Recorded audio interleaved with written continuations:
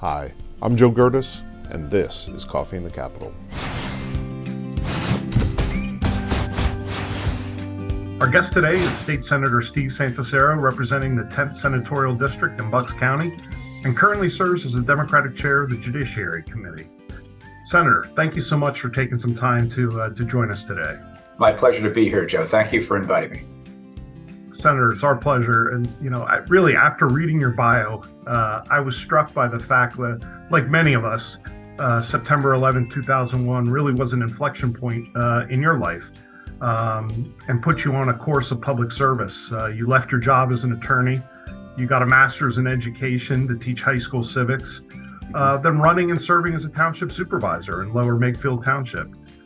You then served in the State House before then Attorney General Josh Shapiro, now Governor, appointed you Chief Deputy Attorney General. And now, of course, you're serving as a state senator.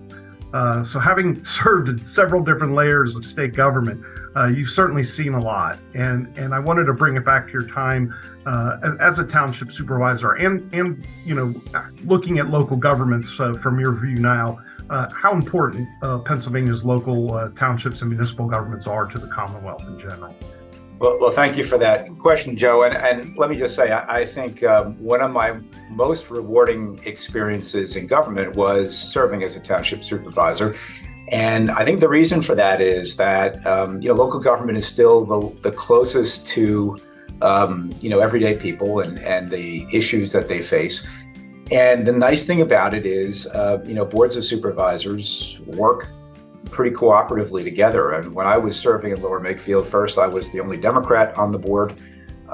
Later, we had a Democratic majority, but it really didn't matter much because probably for about 98% of the votes, they were all 5-0 votes because we had a 5-member board in Lower Make. But it was really a great opportunity to serve the community and to get things done because you only needed 2 other votes on any idea that you might have had to get that enacted. And of course, the process in Harrisburg and the legislature is understandably a lot more complicated than that. After all, we are the state government and there's a large responsibility that we have, but it's great at the local level to be able to have that kind of impact and perform that kind of service. So for everyone who's watching, who is currently a township supervisor somewhere in Pennsylvania, I want to thank you for doing that and serving in that capacity because it is rewarding, but it also is time consuming if you do it right. And I'm sure most of your members are striving to do that every year. What does your experience as being a township supervisor? What did you take with you to Harrisburg that helps you legislate from the state level? I know one thing we're always concerned about is unfunded mandates or what have you. But what helps you do your job as state senator? Having the experience that you have.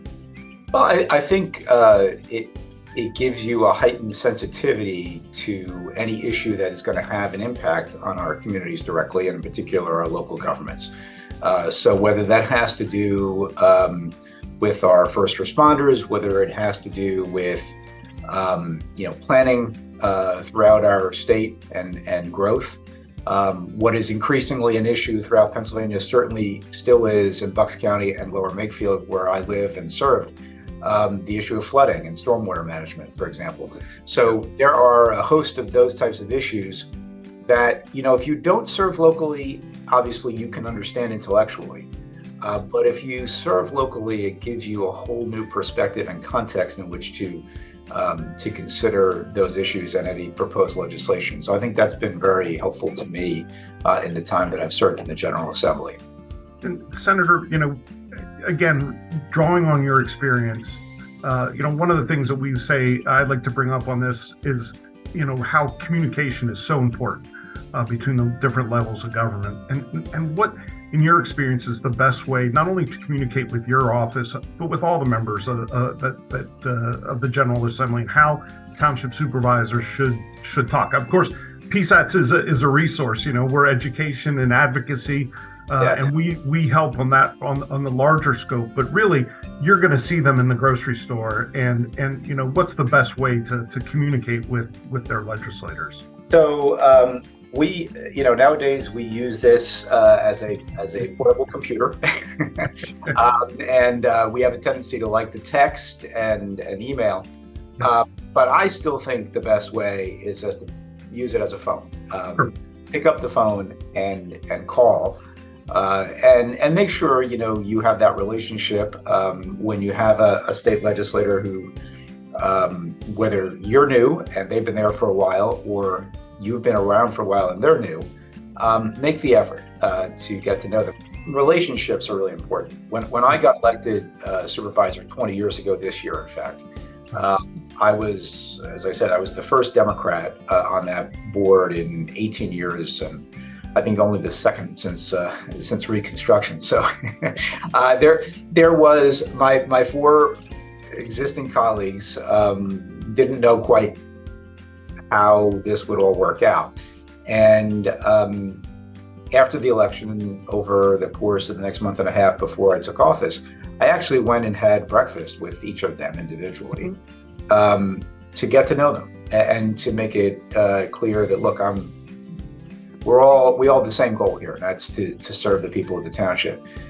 So those relationships you have with your fellow board members are obviously very important, but so too are the relationships you have with other elected officials, whether it's at the county level or state or even federal level. So develop those relationships and continue to work those. They're important. Good point. Going back on your educational background, Senator, teaching civics in high school. PSATS currently has a resolution that was voted on at our conference in Hershey to push to develop a civics and local government curriculum to educate young people about local government, increase their awareness of the value of municipal government. I'm still amazed when I see folks my age that still don't understand the difference between a state senator and a United States senator. And really, we need to train the next generation to step up to fill these roles as township supervisors, as road managers, as state senators and state representatives. And just what are some of your thoughts on that? Having that background and obviously understanding the importance more than 20 years ago. Yeah, no, I fully support that idea. I think in this country, we do a relatively good job of explaining to students how the federal government works. Sure. Most kids graduate high school under having some understanding of the three branches of government and how that fits in historically to the founding of the United States. But we don't focus on the state level, and we certainly don't focus on the local level. And yet that is where so much of public policy takes place. Mm-hmm. And so much of what happens on a year-to-year basis that impacts people's lives directly happens. So helping, especially students understand that, I think is an important part of a civics, a well-rounded civics education. And I think more and more it's becoming obvious that we need to focus on that in the United States. Well, thank you so much for sharing some time with us and talking to the township supervisors of the 1,454 townships of the Commonwealth. Very much appreciated. Well, Joe, again, I enjoyed this conversation. Thank you for inviting me. I hope we get a chance to do it again. And I want to just, again, to your members to say thank you for their service to their municipalities. And you continue to work hard because it's really, it's important. And you really can have an impact and a legacy that you can be proud of at the end of the day. So thank you. Well, thank you, Senator. Look forward to seeing you on the Hill, and thank you for everything you do. Same here. Take care. Take care now. All right, bye-bye. Thank you for joining us on Coffee in the Capitol this month. Remember, if you like what you're seeing, email tvn@psats.org. Also, be sure to subscribe to PSAT's YouTube channel.